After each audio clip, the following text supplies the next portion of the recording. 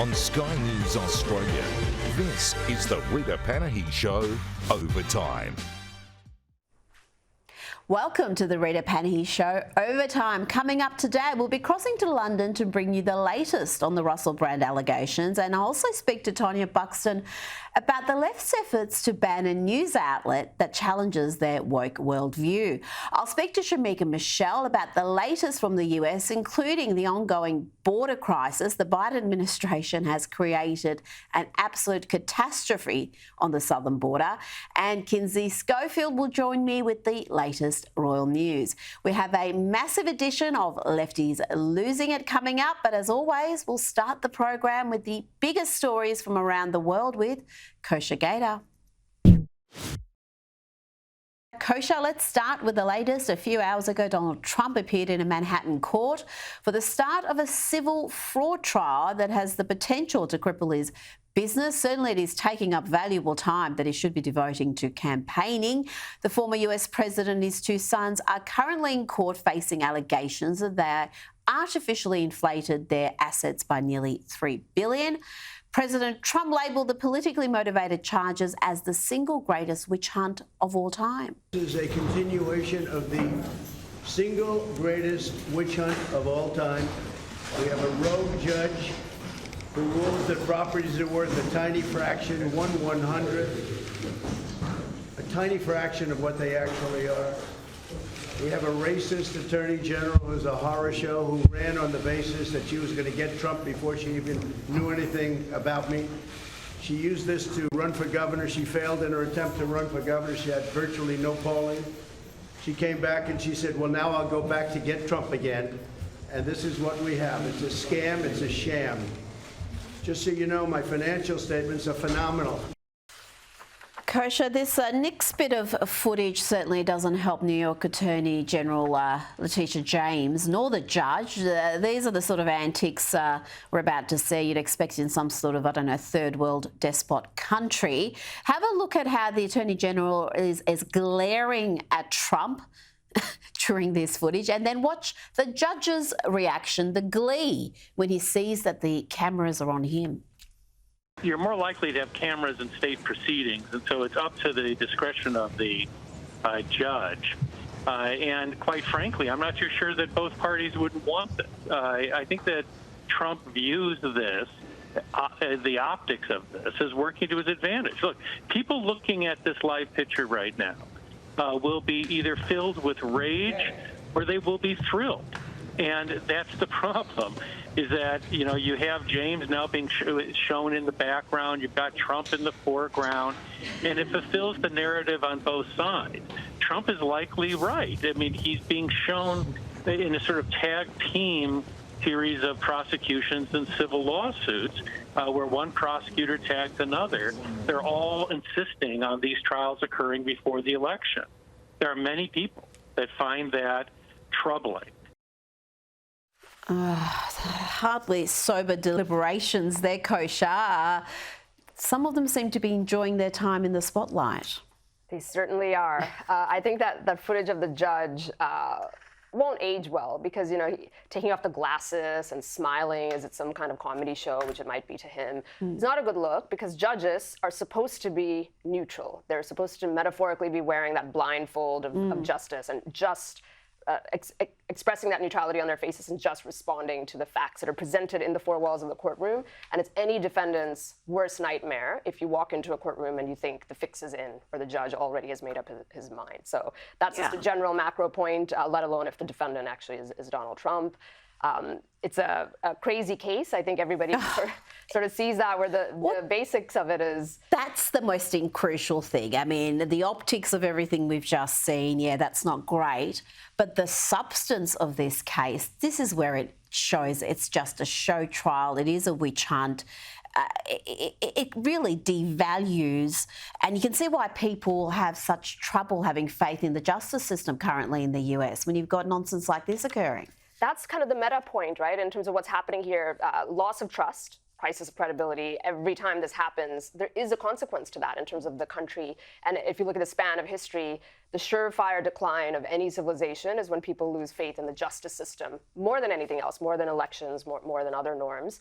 And I think that's just a problem. The other thing is, it really is going to put away good people from running for public office, because in the U.S. system, we have that, and you've got other businessmen, not just Trump, that like to run for office, the Romneys of the world or the Glenn Youngkins of the world. And you look at this, and I do think it's going to actually cause people like that not to run, because their entire business will be up for grabs because of some judge or some elected political attorney general. They're targeting not just political candidates, but lawyers. They are indicting lawyers. I mean, again, we make this comparison to banana republics, third world despot nations, and you just do not expect this to be happening in the US.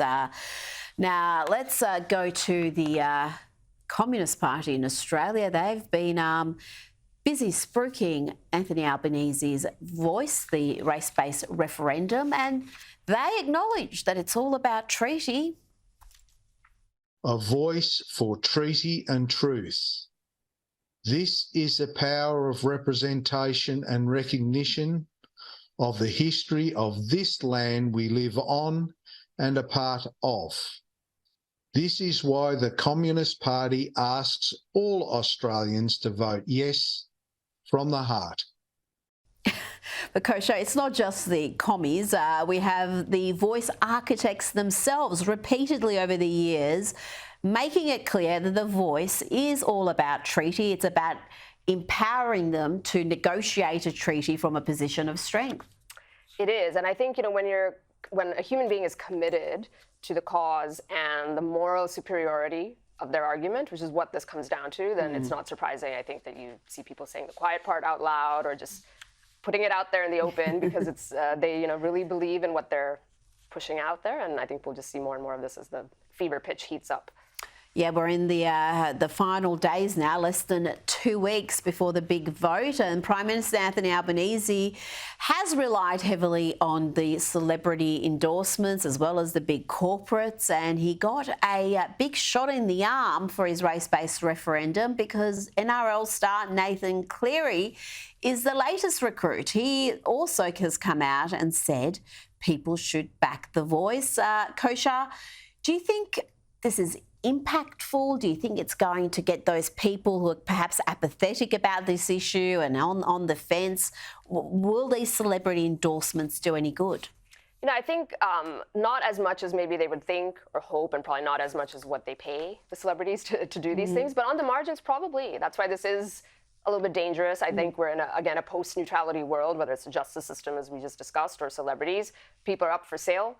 I don't think celebrities are renowned for their knowledge of current affairs or world issues in particular. So the opinion is assigned to them. They know what the safe opinion is. They get a paycheck for endorsing all sorts of positions. And maybe young people that look up to them do see that as something to pay attention to.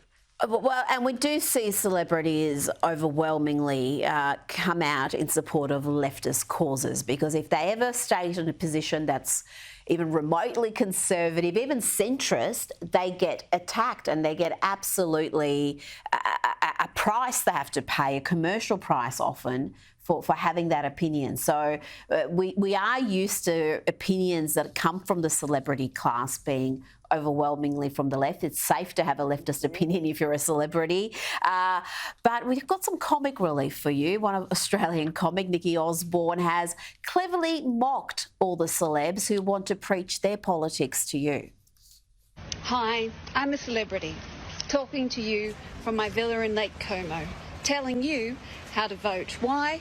Because I'm a celebrity, and also because I don't believe that you're capable of critical thinking. And also, if I virtue signal the out of my socials, I tend to get more work. Is it ready? I've got to go and get my vote, but vote for whatever I change my profile pic to. Love you. Well, it kind of says it all, doesn't it? It is what we've become accustomed to. We saw it throughout the Black Lives Matter protests, the stupid black squares they will put up and the constant virtue signalling. I do wonder, I understand what you're saying, that it can have an impact and actually sway some people, but I wonder if it also has a counterproductive impact where people who are on the fence go, well, no, if all these rich celebs are backing this, perhaps I'm going to go the other way. I think that's right. There is a counter effect, and who knows where the net effect stands. But there's this oversaturation in the social media culture that we live in. It's easier for everybody to get their phone out and project their opinions all the time. They tend to be on the narcissistic side. Celebrities, they love doing that. So I think, yes, you sort of do tune it out when you just see everybody saying the same thing. So let's hope that people are thinking independently and not taking their advice from celebrities too much. Well, the Yes camp continues to kick own goals, and former Prime Minister Julia Gillard, she was involved in this particular own goal, though she wasn't the highlight. Let's just have a look at the launch of the London Voice campaign. We're not gonna sit in silence. We're not gonna live with fear. Come on. Your voice trying to understand it. Making noise and making clear. Okay, the less said about that, the better. Now, Kosha, the voice to Parliament is obviously floundering in the polls. We've had a number of polls showing it's failing. So the left have come up with a new strategy, and this one, I've got to say, is quite amusing. They now want to ban older Australians from voting in referendums. You know, the folks who have contributed the most to this country and certainly have the most life experience. Now, this suggestion comes from Nick Ryan of the Sunday Mail, who has suggested a maximum voting age for referendums. I'm not sure if this is parody or not, Kosha. I'm being assured it's not parody. This is an age-old tactic. If you don't like the output of a system, you change the input. And, we see this actually happening more and more. I think the two biggest inputs are demographics, and that's where actually the immigration topic comes in. And if you just radically change the fabric of a country or the demographic makeup, you can shift the mindset electorally quickly. The other is age, and it always comes up lowering the age and letting 16-year-olds vote and 15-year-olds vote, and then also lowering the ceiling, as Nick over here suggests. And I do love, and we've been hearing this for decades now, that, the Conservatives are just going to die out and it's just going to be left. But these people don't seem to realise that people aren't static. As you gain more life experience, as you get a mortgage, as you actually run a business and understand how the world works, your politics can shift as well. And we do see people become more conservative as they gain that life experience. That has been traditionally what's happened. And, today's 30-year-olds are going to be 50 one day and 60 and 70. This is something, again, some of these leftist folk seem to forget. And talking about leftist folk, I think it's a good time to go to Lefties Losing It.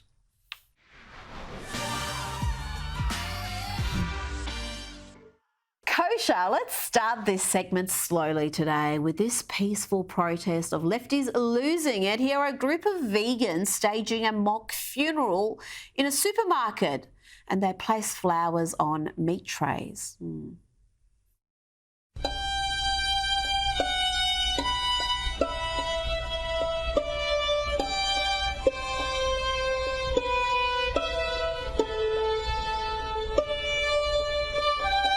Okay, Kosha, at least they're not super gluing themselves to the refrigerators. So, peaceful protests like that, I can't be too upset about it. But what we can be upset about is these neo-pronouns that are taking hold. And you've heard about they, them pronouns. That's passé. That's 2020. We're now in the era of void self pronouns. Have a look.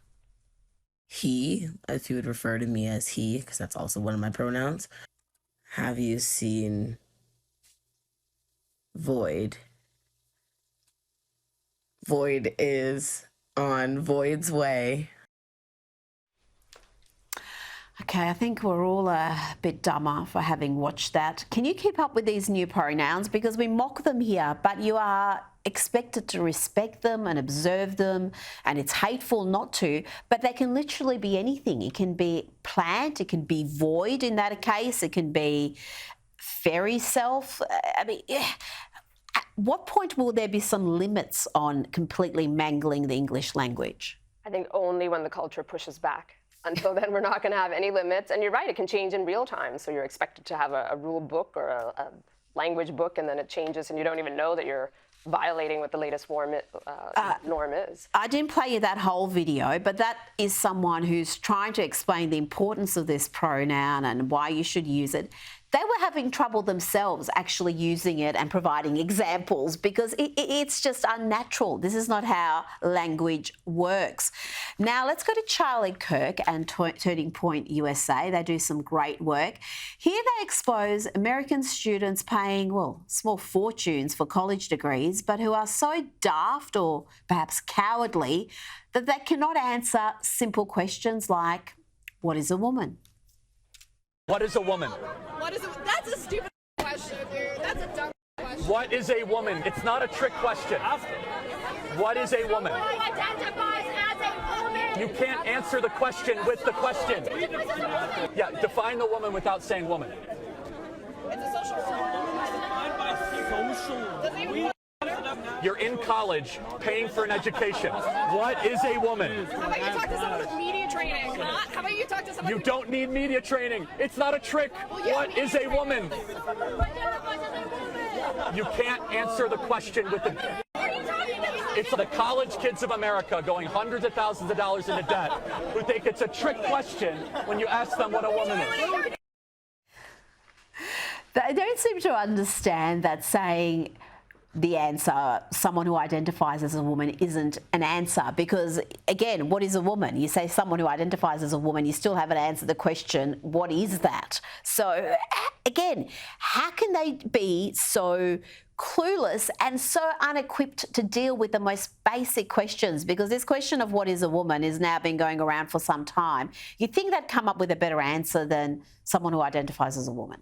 I think it's the echo chamber world that we live in. And I wouldn't be surprised if a lot of those kids really never, ever talk to anybody outside of that echo chamber. This Charlie Kirk interaction might be the first time. So you go all through your school years, your entire family, the professors in the classroom, everybody in the job market that you talk to, they all speak that same language that you can identify. This was probably maybe the first time that student heard this question. Charlie Kirk was also faced with students calling him a fascist, but do they know what a fascist is? I know he's not a fascist, but it's more just of getting the community together to just go against it. A lot of people said he's not actually a fascist, so then why call him a fascist? Well, I don't know the exact definition of a fascist, so I don't know if he is or isn't a fascist. It's almost amusing. In the space of a few seconds, she goes from calling him a fascist to saying, well, he's not a fascist, and then she admits that she actually doesn't know what the word means. She was kind of sweet, actually. Kind of in her... sometimes stupidity can be cute. It can be, and maybe this is why the federal government wants to do the loan forgiveness thing, because they're not learning anything in college, so may as well get a refund. Well, if you want to know what a fascist is, I don't know, maybe have a look at your mates there or perhaps in the mirror, because fascists love shutting down their opponents. They love shutting down free speech and silencing people with intimidation and violence. Now let's go to some lefties losing it. Here are folks who seem to comprehend that 12-year-olds shouldn't be able to get tattoos. Not a good idea. But when asked about medical interventions like puberty blockers, well, this is what they say. Do you think a 12-year-old should be able to get a tattoo? No. No. It's a pretty permanent decision. They can't make the decision for themselves yet. It's something permanent on their body. Do you think a 12-year-old should be able to consent to puberty blockers? Yes. Yes. And I understand how that sounds really hypocritical. Yes, it's a permanent change on their body, but I think that at that point in their life, they probably know who they are, who they want to be. And you think so at 12 years old? Yes. Explain that one to me, Kosha. Tattoos, bad, but transitioning, going down the road of irreversible treatments, fine. I think it's a couple things. So one is we can see in real time what happens when people's opinions are assigned to them. Back to that echo chamber, that they've been assigned an opinion about tattoos, they've been assigned an opinion about puberty blockers, and they just spout out that opinion. I do think there's a second part too, and this is an indictment to the medical establishment, that there are a lot of people who actually believe those things are reversible. They actually do think that. They might think that a tattoo is more permanent than puberty blockers and other hormonal interventions, and that's not the case. And I think the counter medical establishment has to really speak out against that, because I think a lot of people are misinformed in how they truly think about this issue. Absolutely, and they also think it's harmless. They think something like puberty blockers isn't just reversible, but it has no side effects, there's no consequences to even going down this path of medical transition.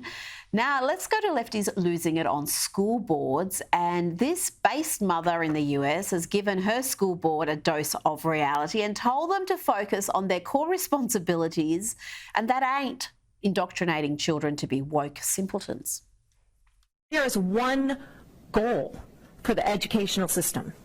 It should be to prepare children to enter careers to be productive members of society. It is not a counseling session. It is not a self-help area. It is not somewhere to find yourself, and we should not be led by the children, for goodness sake. The children are called dependents for a reason. They depend on us who have fully developed brains. You cannot feel your way through life. That is just brilliant. She speaks for so many parents. She articulated that so well. It seems to all be about the kids setting the agenda, all about emotion, and very little about actually equipping them to deal with the real world. Mm-hmm.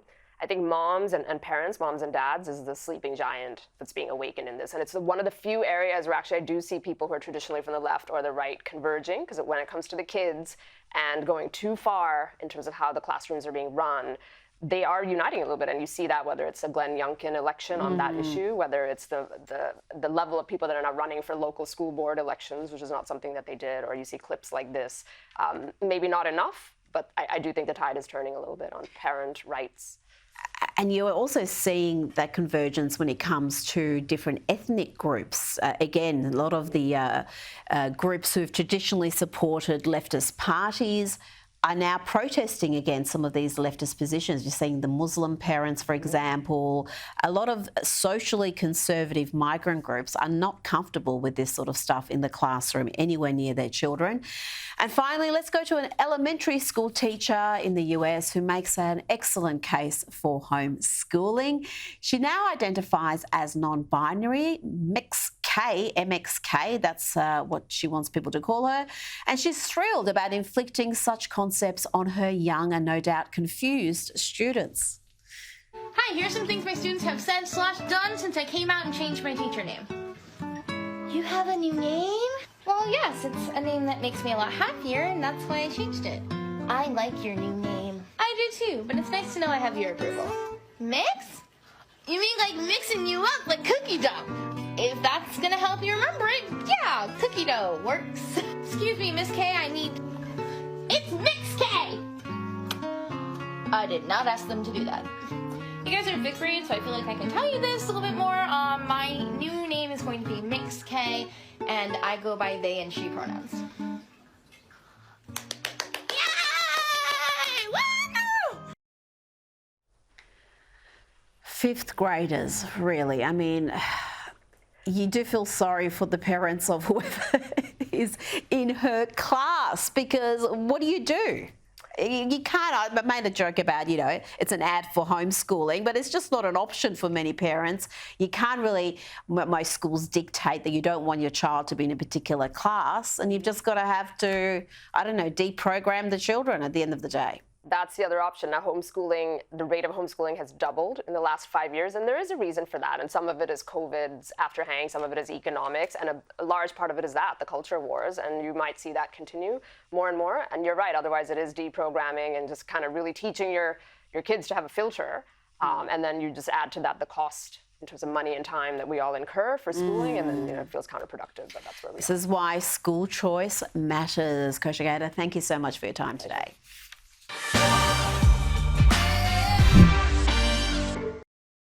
Joining me now to give us the latest on the Royals is commentator and host of the To Die For daily podcast, Kinsey Schofield. Kinsey, The idea of Meghan Markle entering US politics has been swirling around for a while now. There were rumours this week she could be a contender to replace the recently deceased Californian Senator Dianne Feinstein.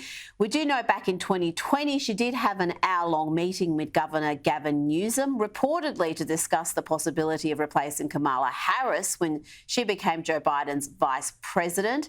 Now, we do know Newsom's office has confirmed he has chosen LaPonza Butler, who is the president of Emily's List, to fill Feinstein's seat.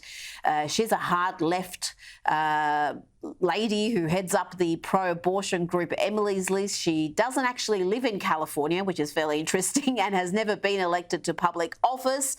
Kinsey, some are speculating that Butler is just a seat warmer. But what I want to know from you is, are Meghan Markle's political ambitions real? Are they a media fantasy delusion? Is this likely to happen in the next 5 to 10 years? I mean, the fact is, she does believe politics is an option for her. She lobbied Republican senators for paid family leave. Remember that? Using her title. She was calling them up, trying to talk to them about it.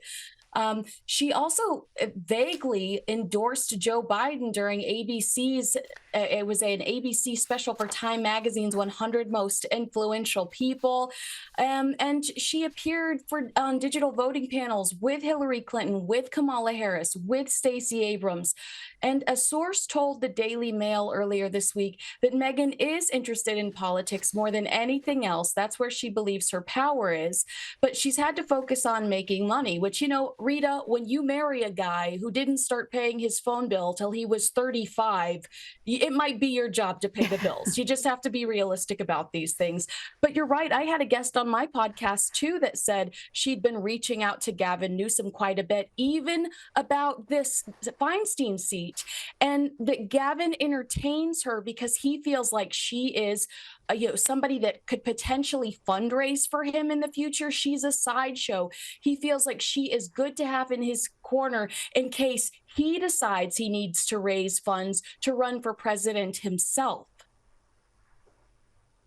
Well, that is much speculation around that he is a front runner to replace Joe Biden if Joe Biden is not the candidate for the Democrats the next election. Now, Kinsey, on Prince Harry, his war against what he calls the toxic media continues. He's left the royal family. He's had all sorts of battles with the British press, including legal proceedings, but he's also buying up local news networks. The Telegraph reports the Sussex's Archwell Foundation has joined 21 other contributors in donating funds to Press Forward.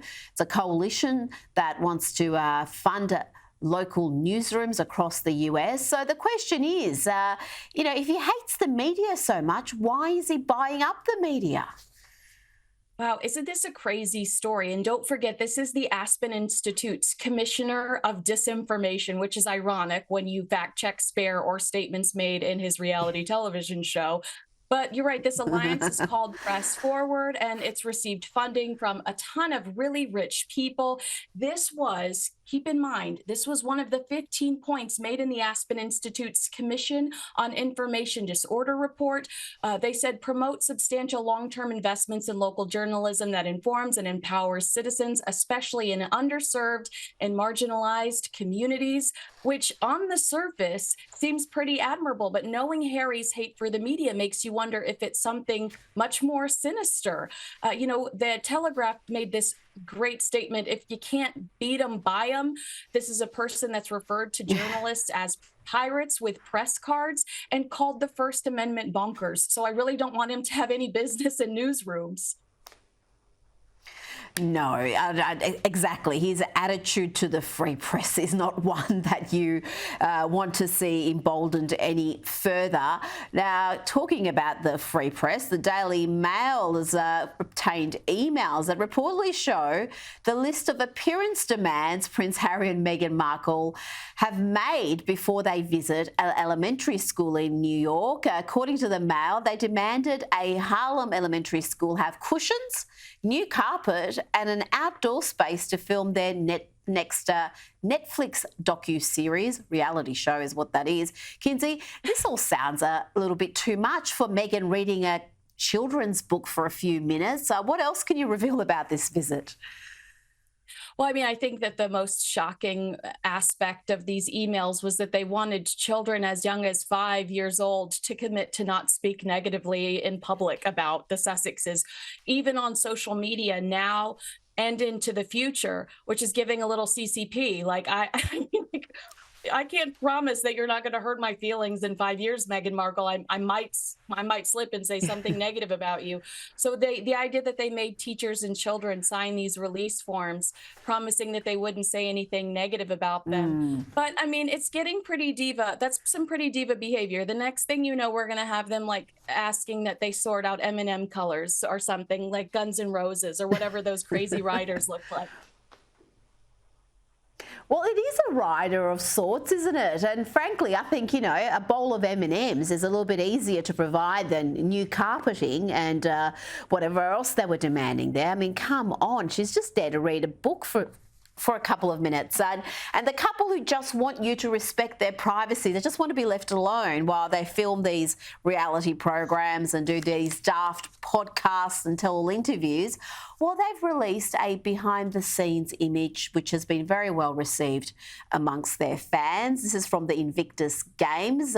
The black and white photo that has got the most attention is one of Meghan placing a protective hand on Harry's back before he was due to speak at the ceremony. Kinsey, are you moved by these images? I'm moved more towards the loo so that I can have a gag. We get it. You guys are in love. You guys, the divorce rumors are fake. We get it. Team Sussex is strong. I think that it's overkill when it comes to them trying to prove their point that everything is fine and hunky-dory.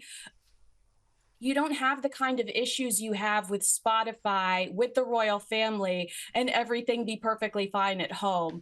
It's just logical for us to question what goes on behind closed doors. And, I think that sometimes these pictures and these antics and the smiles that hurt their faces, it's a little too much. Just, actions speak louder than words, but these actions are over the top. Yeah. Well, I think one of the reasons people think there's trouble in paradise is because how miserable Harry appears, particularly Harry, because we've known him all his life and he used to be such a happy-go-lucky young man. He was the most popular royal other than the Queen for many years, and he just did have this sunny disposition. And we see him now. He's got a beautiful wife, he's got beautiful, healthy children, yet he seems to be miserable and just full of grievances, and that's all we see from him. So I think it's fair enough that people are wondering why that is. And then when he has the mic in his hand and he has the opportunity to talk about how he's overcome adversity or he's overcome this hardship, he tells the Invictus crowd, don't let people judge you by your past. Don't let people judge you by the hurt in your past. Instead of being like, I'm a champion. I'm stronger because of everything I've accomplished. He goes back into victim mode. And I think that what people want from him, especially after the loss of his mother, is for him to say, I came out on the other side and I'm okay.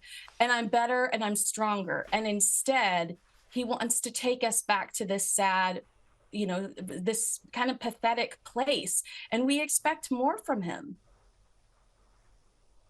Yes, him and Meghan are the world's most privileged victims. Kinsey Schofield, thank you so much for your time today. Thank you.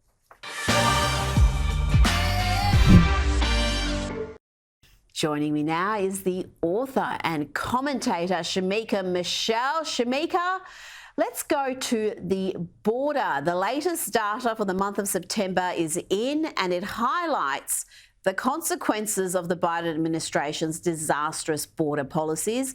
This initial data for September from Customs and Border Protection reveals a record-breaking 260,000 migrant encounters at the southern border.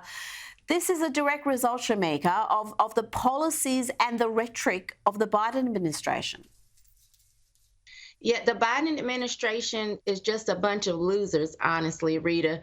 And many people are starting to realize that when you see, especially Democrats in some of these cities, such as New York and Chicago, that are starting to complain by something they actually voted in, we know it's a real problem. And I said earlier today, these illegal immigrants are like when Robin Harris said there were baby kids, the kids that were out of control and out of hand. They don't die, they multiply. That's what's happening here in America. They're just multiplying, and our economy is not going to be able to stand. They're coming in, they're getting free resources, and it's just not fair when we still have homeless people littering the streets. Well, yeah, we are seeing those mayors, those Democrat mayors who even ran on a platform of "We are sanctuary city mayors," saying that this is destroying their cities. We saw that in New York. And staying with the Biden border disaster, the Daily Mail reports the great lengths migrants are going to in order to illegally come into the United States via that southern border. It's not just Central and South Americans flooding in. A new smuggling route known as the Biden Express is enabling young African migrants to journey from places like Istanbul to Colombia on their way to the US.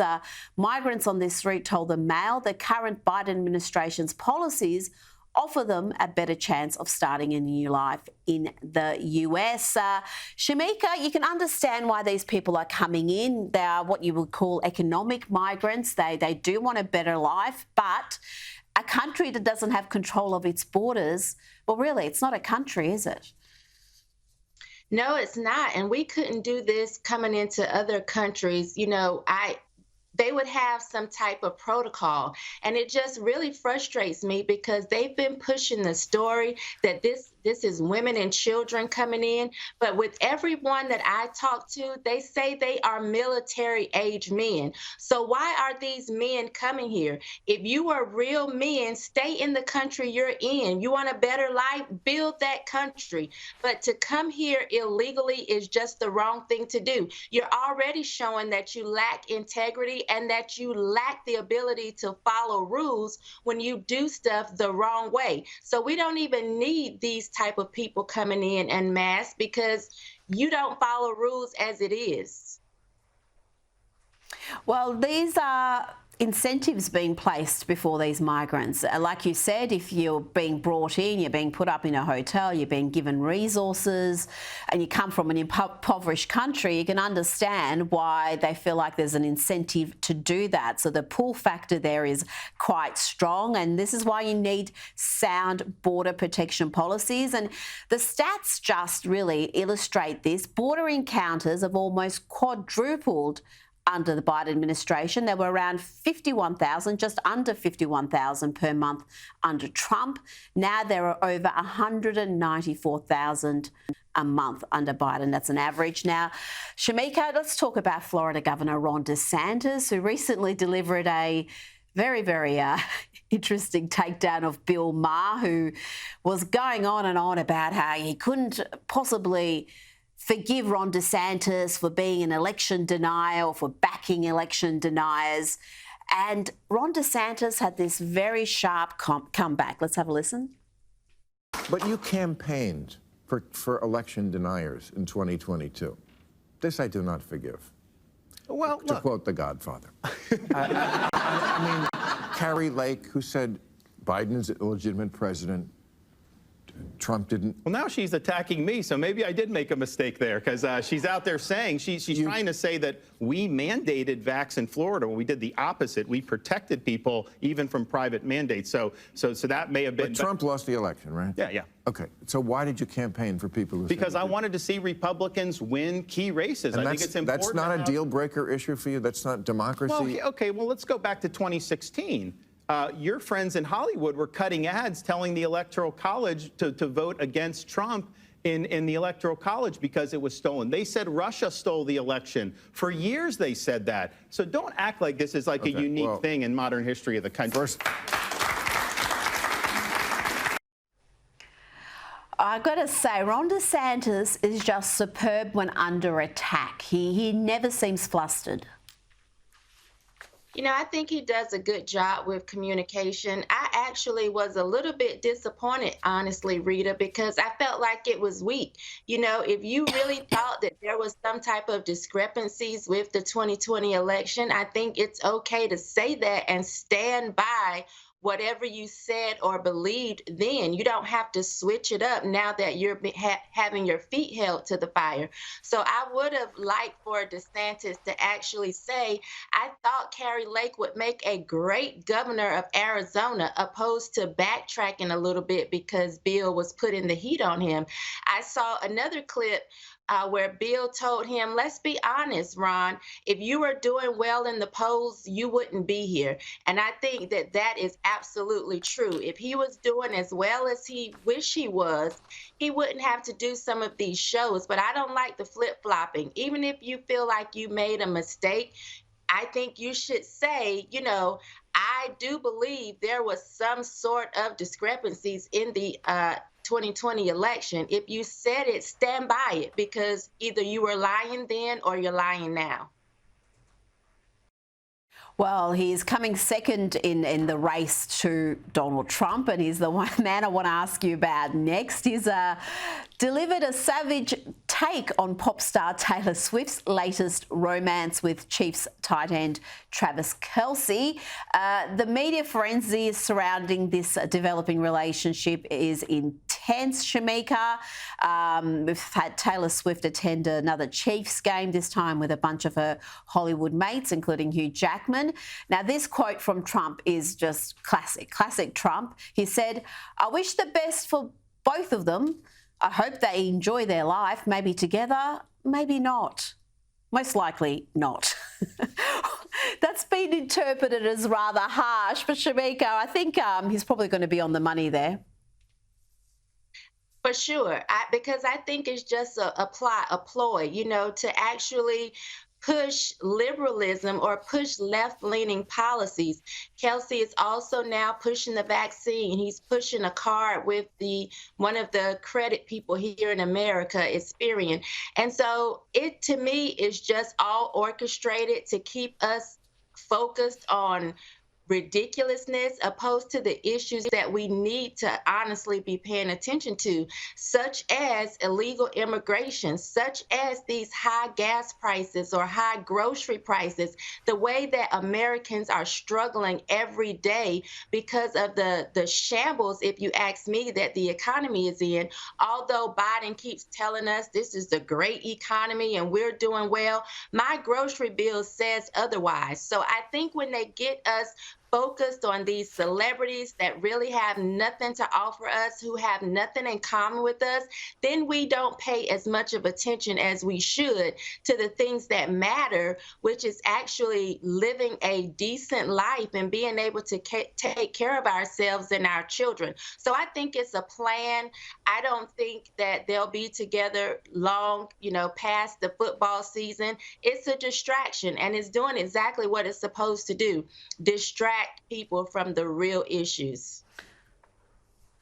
Now, I get everything you said about it being a distraction and the media just going nuts with it. We're discussing it here. But are you saying you don't even believe this relationship is legitimate? It's some sort of a publicity stunt? Because, I mean, that can't be true, surely. Yeah, I think it's a publicity stunt. You know, Travis hasn't even been interested in these type of women. And Taylor bounces from man to man. And she's so left-leaning, she doesn't want a man that's actually going to tell her what to do. She is a left-leaning feminist. And so I just don't think she's going to be here long. She's been unmarried for so long, something must be wrong with her. So yes, I do think that this is a publicity stunt and that it won't last long at all. I just don't see it happening. Shamika, no, I'm sure it's real love. It may be temporary love, but surely it's real. Shamika Michelle, thank you so much for your time today.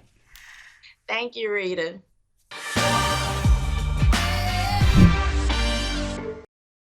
Now, a second British police force has initiated an investigation in response to allegations of harassment and stalking against actor and comedian Russell Brand. These allegations emerged after reports by the Sunday Times newspaper and Channel 4 TV's Dispatches documentary program where 4 women accused Brand of historic sex offences. The 48-year-old has vehemently denied these very serious criminal allegations, asserting on his social media platforms that he has never engaged in non-consensual sex. In the wake of these allegations, corporations such as YouTube suspended the comedian from making money from adverts, while the BBC has removed all of its content relating to Brand. Joining me now is author and broadcaster Tonya Buxton. Tonya, what are your thoughts on this whole saga and also this second investigation that's been opened? Well, it feels very much like a witch hunt. And one of the things that we are supposed to have in this country is innocent until proved guilty. Now, he hasn't even been charged yet, and he has had trial by media. I've never seen anything like it before. It is absolutely incredible the way that they've gone for him. And the thing about Russell Brand is that he has admitted that he was a sex addict. He was also a heroin addict and an alcoholic. And he says that he treated women very badly. He's actually repented for all of this. From what I can gather, he's happily married now. He's just had his 3rd child with his wife. He does a lot of good work. And yet the media would have it that he is this absolute sex pest. Now, I don't know whether he is or not. I know that he did behave very badly in the early noughties, and he admits it all. But the way the media has gone for him is just unbelievable and unprecedented ever before to have this type of witch hunt. Now, these allegations are certainly very serious, but like you say, they are allegations at this point. Do you think the move by companies like YouTube to demonetise him undermine the due process we're all entitled to and the entire concept of innocent until proven guilty? Absolutely, it completely. But also they're cherry picking who they want to defund and who they don't want to defund. Just to say, there was a rapper, so I'm just looking up his name, Tory Lane. He shot a woman in the feet while screaming, "Dance, B-word, dance." He's in prison for 10 years. Yet YouTube is still monetizing his YouTube. He's still making money from his YouTube. He's a convicted criminal. So I don't understand where someone hasn't even been tried, hasn't even had a police investigation aimed at him. He hasn't been called in by the police at all. They're just looking at things. He is an innocent man until proved guilty. How YouTube feel that it is their right to go in and stop someone making a living. He's a father of 3. He's a married man. On what grounds do they think that they're capable of doing that? What's even more shocking for us Brits is that our MPs have written to Rumble to ask them to think about taking down his platform there and stop him from being monetized there.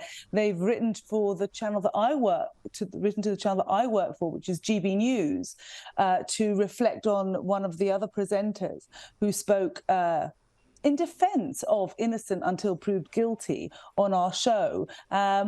It's incredible the amount of high-level people that are coming into this and trying to accuse this man who is still innocent, to bring him down, who has yet to have a charge against him.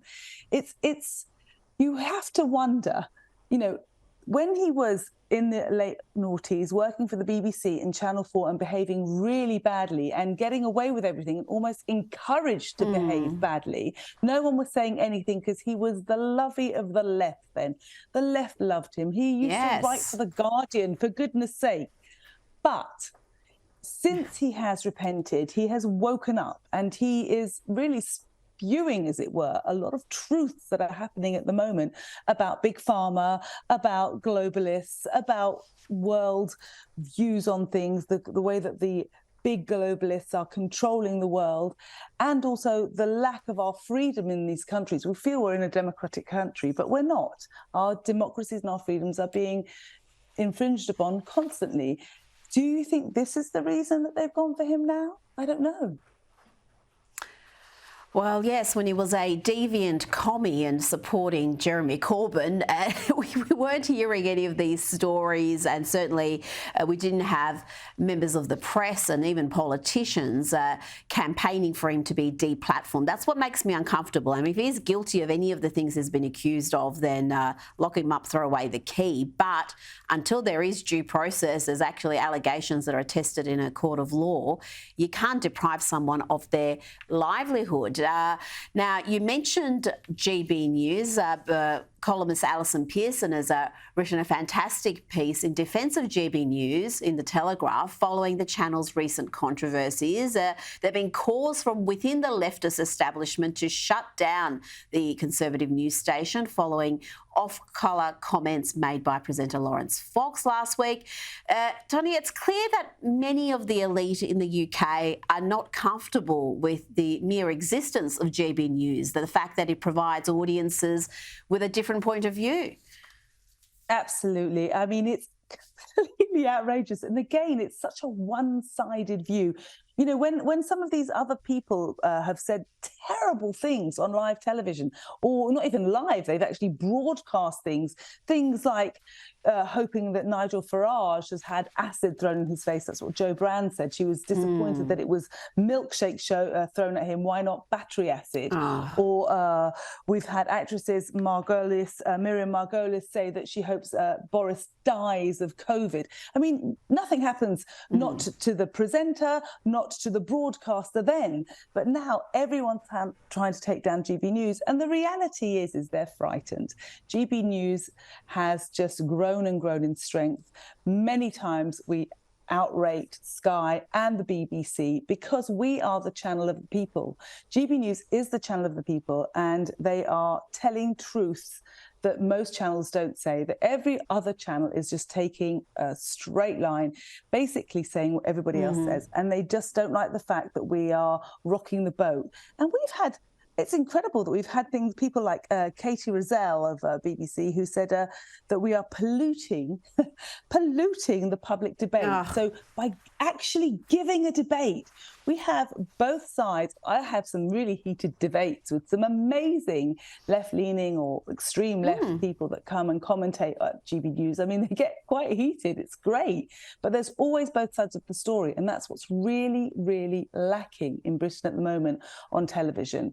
And I think the main thing is that the common man is represented by GB News. We are the people's channel because all the other mainstream media and the BBC have just let them down. And what's proof of that is at the moment it's the Conservative Party conference, and both Priti Patel and Liz Truss have stated just that GB News is a refreshing channel that's not giving in to the woke left agenda and actually giving the people what they want to hear. Absolutely. And like you said, I called it a conservative outlet, but really it's a balanced outlet because you do hear both sides, you do have debate.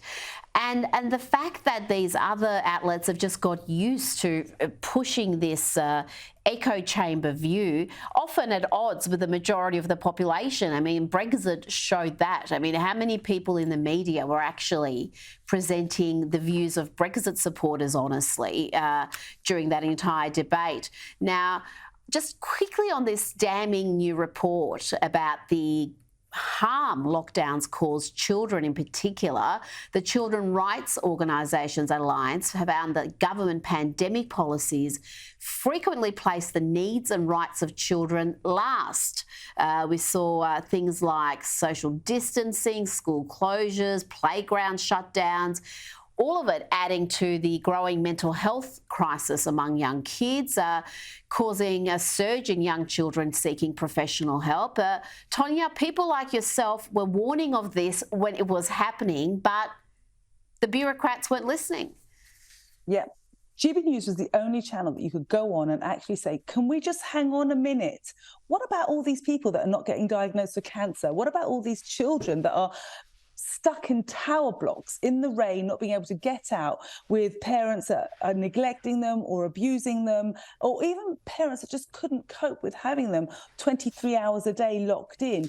We were the only people saying that. There were some amazing groups like Us for Them, and there were just so many of us screaming for the children. A fantastic report actually has been written by a Professor Marcantonio Spada called the COVID Anxiety Syndrome. And he plots out exactly with every age how it will affect a child from the early years right up into teenage years. I got approached myself by someone who used to watch my TV shows, a mother whose son, I mean, it breaks my heart to say, whose son committed suicide during the lockdown because he was being bullied online by people. And we wanted to talk about that your children are locked in their rooms with their laptops, with their phones. You don't know what's going on. Keep an eye on your children. But we know these harms now. And it makes my blood boil that they're coming out now. Do you know that in Britain, part of our COVID inquiry, they weren't even going to look at the harms done to children? And it's only because Us for Them, which is a fantastic group put together just to look after children, insisted and rallied and petitioned that actually it got with the COVID inquiry started to look at the harms of children. Tonya Buxton, thank you so much for your time today. It's been a pleasure. Thank you for having me. That's it from me. I'll see you next week for more Overtime.